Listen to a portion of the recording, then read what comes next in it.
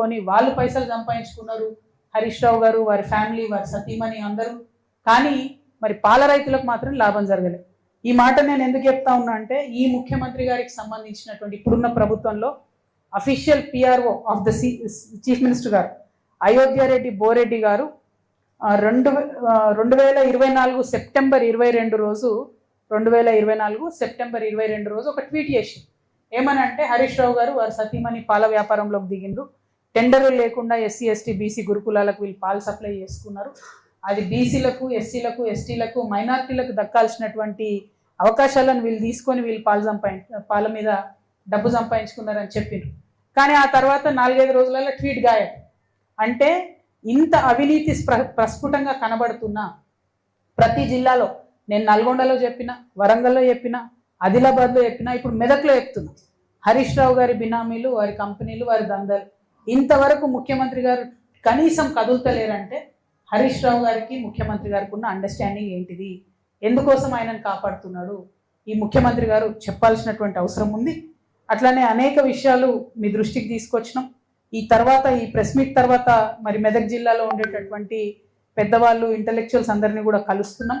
ఆ తర్వాత మళ్ళీ ఇంకా కొన్ని సమస్యలు చూసుకొని మేము హైదరాబాద్ వెళ్ళడం జరుగుతుంది. మీ అందరికీ, మెదక్ జిల్లా ప్రజలకు ముఖ్యంగా నేను ఇచ్చేటటువంటి మాట ఏంటంటే, తెలంగాణ జాగృతులు వచ్చిరా పోయినరా అన్నట్టు కాదు. మేము ఏ జిల్లాకు పోయినా వెళ్ళే ముందు మంచిగా మళ్ళీ అడాక్ కమిటీలు వేసుకుంటున్నాం. మా కమిటీల ద్వారా ఈ సమస్యల మీద నిరంతరం పోరాటం చేస్తాం. తప్పకుండా తెలంగాణ జాగృతి సంస్థ ఇదివరకు ఎట్లా అయితే బలంగా ఉండేనో అంతకంటే ఎక్కువ బలోపేతం చేస్తాం. ప్రతినిత్యం ప్రజల్లో ఉంటాం. ఈ రాష్ట్రంలో ఒక ప్రశ్నించే శక్తిగా, ప్రజల యొక్క వజ్రాయుధంగా తెలంగాణ జాగృతి మారుతుంది రాబోయే కాలంలో అని స్పష్టం చేస్తూ మీ అందరికీ ధన్యవాదాలు తెలియజేస్తా ఉన్నాను. Thank you. జై తెలంగాణ, జై జాగృతి. ఇప్పుడు రాజకీయ పార్టీ అనేటటువంటిది పక్కన పెడదాం బ్రదర్. నేనేమంటున్నా అంటే, నేను 20 సంవత్సరాలు ఒక రాజకీయ పార్టీ కోసం పనిచేసిన, బీఆర్ఎస్ పార్టీలో. అంతకుముందు తెలంగాణ జాగృతి సంస్థ ఇండిపెండెంట్గా ఒక 6 సంవత్సరాలు నడుపుకున్నాను. నడిపినప్పుడైనా, రాజకీయ పార్టీలో పనిచేసినప్పుడైనా నాకు అర్థమైంది ఒకటే, ప్రజల పక్షాన నిలబడడం ఇంపార్టెంట్. పార్టీ పెట్టినామా, సంస్థగా ఉన్నామా అన్నది కాదు, ప్రజల పక్షాన నిలబడడం ఇంపార్టెంట్. ఇప్పుడు రాష్ట్రంలో ఉన్న పరిస్థితులు మీరు చూస్తున్నారు. నిన్న జూబ్లీ హిల్స్ ఉప ఎన్నికలు వచ్చిన రిజల్ట్ మీరు చూసిండ్రు. ఏం జరిగింది? మొత్తం ఊర్లలో ప్రతి చోట ఎక్కడ పోతున్నా కాంగ్రెస్కి వ్యతిరేకత ఉన్నది. అది మీకు కూడా తెలుసు. అంత వ్యతిరేకత ఉన్నా అన్ని వేల మెజార్టీతో కాంగ్రెస్ పార్టీ ఎట్లా గెలిచింది, ఎందుకు గెలిచింది అంటే, అనుకున్న స్థాయిలో ప్రతిపక్షమైనటువంటి బీఆర్ఎస్ అందుకొని పనిచేయలేకపోతుంది అన్నది క్లారిటీగా అర్థమవుతున్నది. అక్కడ వాళ్ళు సోషల్ మీడియాలో ఉద్యమాలు చేస్తున్నారు తప్పితే కిందకు వచ్చి ఎటువంటి ఉద్యమాలు చేస్తలేరు. ఇంకొకటి, పేరుకు కృష్ణార్జునులు అని చెప్పుకొని ట్వీట్లు పెట్టుకొని వాళ్ళు ఒకళ్ళు జబ్బ ఒకళ్ళు జరుచుకుంటూ తప్పితే, ఒకళ్ళు వీపు ఒకళ్ళు జరుచుకుంటూ తప్పితే పెద్దగా క్షేత్రస్థాయిలో పనిచేయలేదని అర్థమైంది. ఇలా చాలా కుట్రలు కూడా జరిగినాయి అనుకోండి జూబ్లీ హిల్స్ ఎన్నికలలో. అవి సమయం సందర్భం వస్తే తప్పకుండా అవి కూడా చెప్తాం. కాకపోతే ప్రతిపక్షాలు ప్రజల ఎక్స్పెక్టేషన్ మేరకు పనిచేసినట్టయితే రిజల్ట్ మంచిగా వేరే రకంగా ఉంటుండే జూబ్లీ హిల్స్. సో ఆ ఎక్స్పెక్టేషన్కి తగ్గట్టుగా వాళ్ళు పనిచేస్తలేరు. అక్కడే తెలంగాణ జాగృతి వచ్చి ప్రజల మధ్య నిలబడి ప్రశ్నించాల్సినటువంటి అవసరాన్ని గుర్తించినాం కాబట్టి ఇంత పెద్ద కార్యక్రమం తీసుకొని ప్రతి జిల్లాకు కూడా వెళ్ళి పనిచేస్తా ఉన్నాం. Thank you. జై తెలంగాణ, జై తెలంగాణ. ఇప్పుడిప్పుడే తెలుస్తుంది కదా ఏళ్ల తరబడి చేసే మోసం. అంటే మీకు ఒక లేటెస్ట్ ఎగ్జాంపుల్ చెప్తాడు. నిన్న జూబ్లీ హిల్స్ ఎన్నికల్లో నేను ఒక మాట చెప్పిన, నాకు జూబ్లీ హిల్స్ ఎన్నికతో సంబంధం లేదు భయ్ అని చెప్పిన. సరే, అయినా సరే ఒక 15 మంది ఇండిపెండెంట్లు వచ్చి నా దగ్గరికి, అక్క ఇట్లా మేము విత్డ్రా చేసుకుంటాము, ఎవరికి సపోర్ట్ చేయమంటారని అడిగారు. నేనన్నా నాకు సంబంధం లేదు భయ్ జూబ్లీ హిల్స్ ఎన్నిక, మీరు ఎవరి దగ్గరికి అన్నపోండి అని చెప్పి వాళ్ళు చక్క హరీష్ అన్న దగ్గర పోయారు. తర్వాత వాళ్ళు చెప్పిన ముచ్చట నేను నాకు చక్క వాళ్ళు హరీష్ అన్న దగ్గర పోయారు. నేనంటే బీఆర్ఎస్ పార్టీలు లేను, నేను ఏ పార్టీకి సపోర్ట్ చేయదలుచుకోలేదు కాబట్టి నేను దూరం ఉన్నా. హరీష్ రావు కూడా అదే ఆన్సర్ చెప్పారట, మీ ఇష్టం పోయి ఎవరికైనా వేసుకోరు అన్నారట. అంతకన్నా ముందేం చేసిరు హరీష్ రావు గారు అంటే బీఆర్ఎస్కి మోసం చేసినట్టే కదా.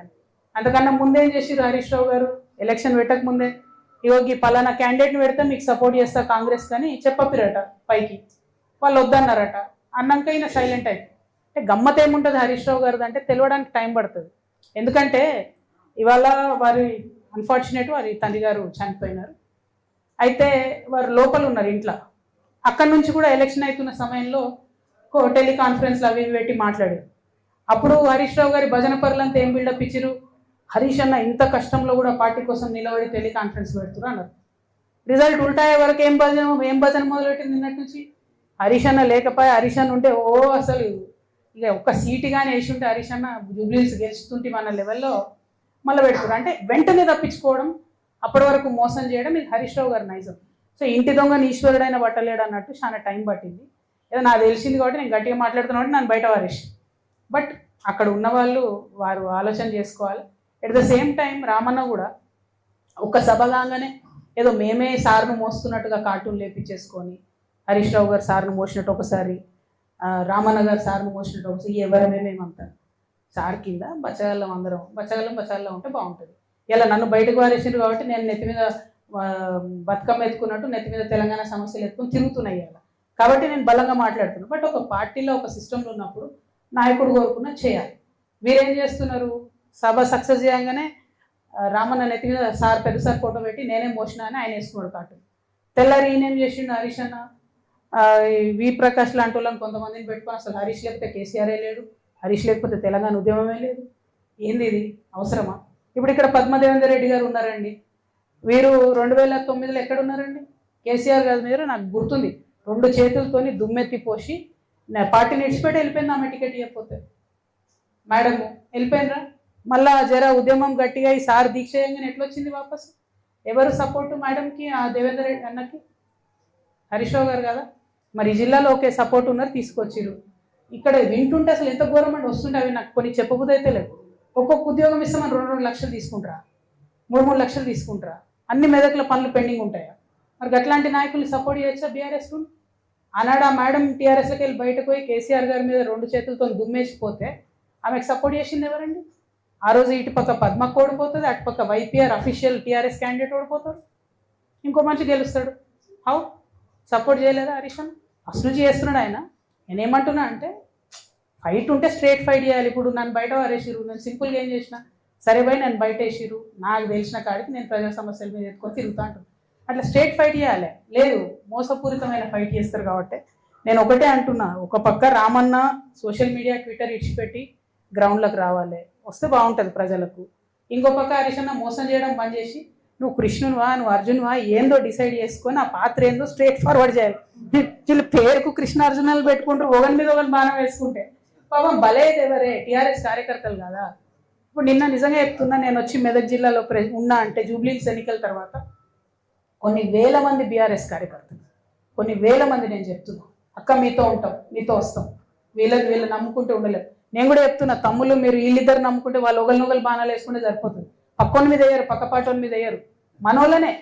అరే ఇక్కడ నిన్న నేను ఒకరింటికి పోతే పాపం ఆయన పక్క పిలిచి చెప్తున్నాను, అక్క ప్లీజ్ మీరు నమ్మకండి, వీళ్ళు మనకు పార్టీకి చేస్తలేరు పని అంటే, నేనే లేను కదా పోయి పార్టీలు అంటే, లేదక్క మేము మీతోనే ఉంటాం, పార్టీ కార్యకర్తలకు మాత్రం ఏమాత్రం లాభం జరగలే అని చెప్తున్నాను.